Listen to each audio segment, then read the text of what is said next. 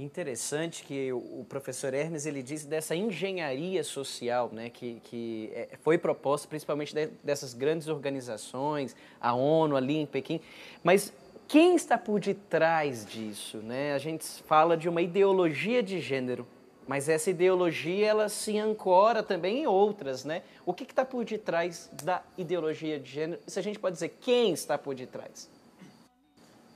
Há todo um movimento que, principalmente depois da Segunda Guerra Mundial, principalmente nos meios acadêmicos, né, todo um movimento cultural que gestou toda essa agenda. Temos aí a Escola de Frankfurt, né, os construtivistas sociais, com Jacques Derrida, por exemplo, com essa ideia de desconstrução.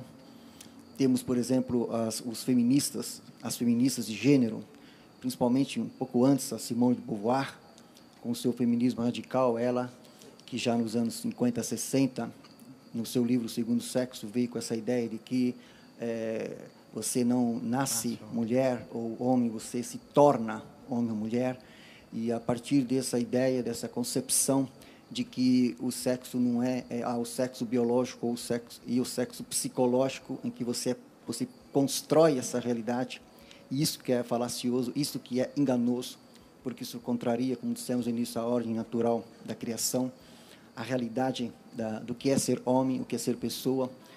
Então, você tem toda a convergência desses pensadores que, boa parte deles vieram do marxismo. Quero lembrar aqui, por exemplo, que poucos sabem disso, que o Karl Marx, muitos estudaram o Capital, a parte econômica do Marx, mas, nas suas últimas obras, no seu último livro, o Marx ele se debruçou sobre como fazer a revolução, né, contra a sociedade, contra o ser humano, chegar aos seus objetivos. E ele descobriu de que era para que aqueles objetivos fossem alcançados, era preciso destruir a família. Então, depois com Engels, ele vai desenvolver essa ideia nos seus escritos. E os marxistas, então, pegaram essa ideia de que era preciso, então, destruir a família. Quer dizer, para os marxistas, quer dizer, a opressão estava dentro de casa. A mulher era oprimida. Então, para que houvesse a libertação, era preciso emancipar a mulher. Era preciso dar autonomia absoluta à pessoa. É um engano isso. Por quê? Porque a ordem natural e objetiva, que é realista, ela tem limites. Sim.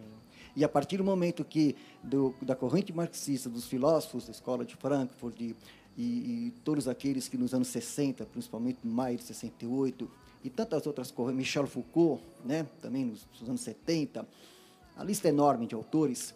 Eu trouxe aqui depois uma literatura para apresentar a vocês, porque eu peço a você que é jovem, que estude em profundidade.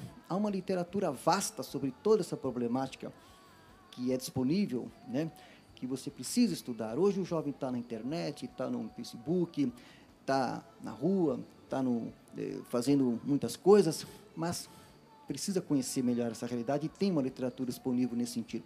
Então, esses autores, esse movimento, gerou essa revolução cultural. E essa revolução cultural foi se amadurecendo, foi se gestando, e a partir das conferências internacionais da ONU, se transformou nessa agenda, em que a questão de gênero faz parte dessa agenda para o desmonte da família. E então, dessas forças, esse conteúdo vem desse processo. E as fundações internacionais, elas convergiram também para esses pensadores marxistas. E hoje, muitos governos de muitos países, né, de tendência socialista, principalmente, abraçaram essa agenda e estão implantando essa agenda contra a vida, contra a família, com a conivência desses governos.